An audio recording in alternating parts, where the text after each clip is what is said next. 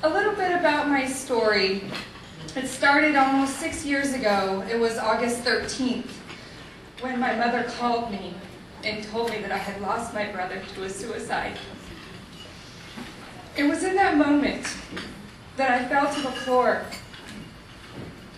and my life was forever changed. I finally got home a week later after my brother's death, and about 12 hours into my 24-hour trip, I was writing my brother's eulogy with my 18-month-old on one side sleeping and my 4-year-old on the other side sleeping on the plane. And I realized I could be happy. My brother's life was not going to have been in vain. I made a conscious decision at that moment in my life to forever live the life that my brother was no longer going to be able to live.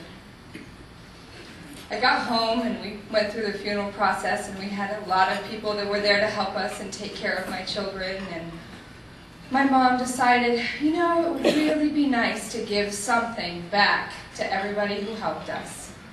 And she said, maybe a candle that represents the light that we've just lost from our life.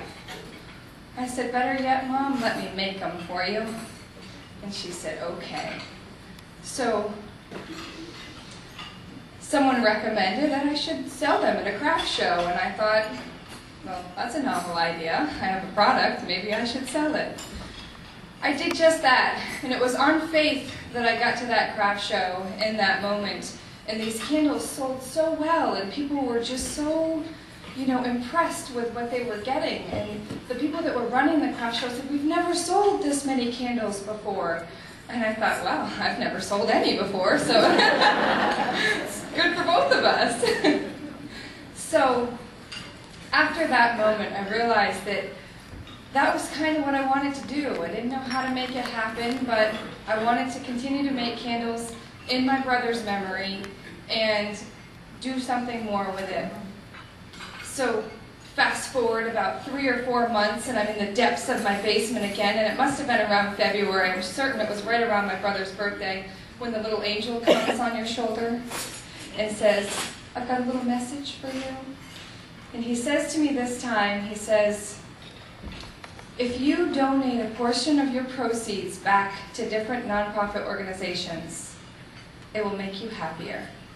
I said, I can do that. I got very excited about this opportunity, and I said, I'm going to start with the organizations that are closest to me.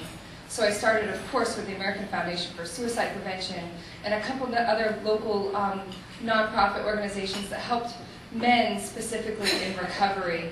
It was something that my brother struggled with, was recovery. It was hard for him to stay in recovery. And I wanted to just start there.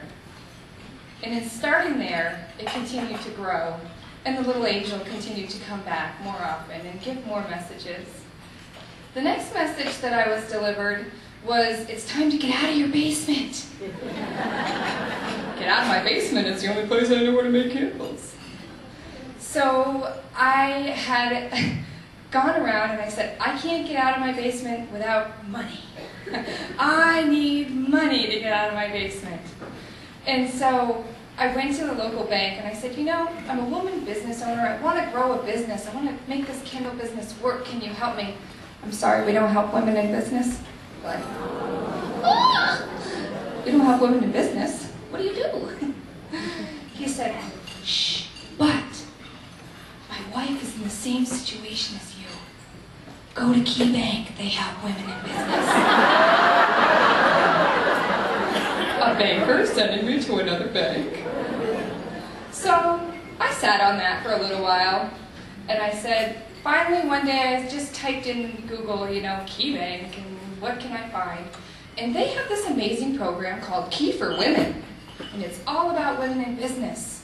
And I said, Jeannie Lynch, that's a nice name. I'm going to call her and find out what she's all about. And I go and I sit down with her. Now, just a little caveat to this story, my fiance and I had decided we were going to go in the restaurant business, and we were going to buy a restaurant, so we had just wrote a 50-page business plan. It took us a month, and then we decided we weren't going into the restaurant business. I was not doing that again, but I knew I needed a business plan to go speak to this banker. So I took all the fine points of it, I listed my brother, my dead brother, mind you, as the CEO of the company. My children as smile fairies. Myself as the chief candle maker. My mom and dad had some positions in there. I think they might have been sales, customer service, and just downright rocks in my life. And I went and I presented this business plan. I do not recommend doing this. This is a fluke. I went and I presented this business plan to Jeannie Lynch, and she said, "You're not ready to be in front of a bank, honey." And I said, "Jeannie, you are my last hope. If you can't help me, I'm closing my doors." She said, "I'm going to give you 3 names of 3 people in town that I'd like you to go speak to." And she said, and I said, "Okay, great. I'll go talk to them and I'll be back in your office in a week." She gives me the names and I said, "I've already gone to see all 3 of those people. What do you want me to do now?" She said, "Oh, I can put up this application for you." And 2 days later, I got the "Congratulations phone call, you're in business, Dragonfly." That started the next journey for us. 2 years later, we reach another plateau, and I go to my mom and I said, "Mom, it is time to get off the street." Because now I'm not in the basement anymore, I'm on the street. I had a car on. Time to get off the street. Time to get into a store. And I went and I sat with my banker once again. And I said, "Jeannie, it's time to get off the street. It's time to get into a store." She said, "I really don't think that, I think you should stay on the street. I think you're making this work. You should do this." And I said, "No." I said, "The time is now. It's time for me to go." And she said, "Okay, I'm going to give you one piece of advice. And that advice is, I think you should collaborate." I said, "Okay, I can take that, but I don't have anybody to collaborate with." She said, "Find somebody." So, the little birdie comes to my head, and he starts talking again, and he gives me a name, Casey Webster. I said, "I don't know Casey Webster." He says, "It's okay. You do. You kind of do. You met her once. That's all you need, right? You just need her once. Call her." "I'm not calling her. I don't know her." So I fought with myself for about a week on the couch. I like this week time frame of fighting with myself, you know? And finally, through a mutual friend, it came to the realization that I did know Casey Webster. She was going to introduce me to her. And at that moment, I said, "Casey Webster, I'm interested in going into business with you." 2 weeks later, we signed a lease. We did not know each other, and we signed a 3-year lease. I don't recommend that either. Not because it didn't work for me, just because it's not a smart business choice. It was the best decision I ever made in my life. And she is a great business partner. We make the yin and the yang in the circle. She picks up where I leave off. And again, a great opportunity to just listen. When you hear those little birdies, when you hear those angels on your shoulder, listen to what they're saying to you, because they're normally guiding you in the right direction. So now, 2 years later, almost to the day, August 1st will be our 2-year anniversary in our new location. August 13th will be my 6-year anniversary of starting this endeavor. Things are going wonderfully, and I am on a personal mission to activate every woman's vision of listening to their own intuition and really following your heart. So often when I was growing up, they told me, "Stay in your head, Heather, you know, think with your head, not with your heart."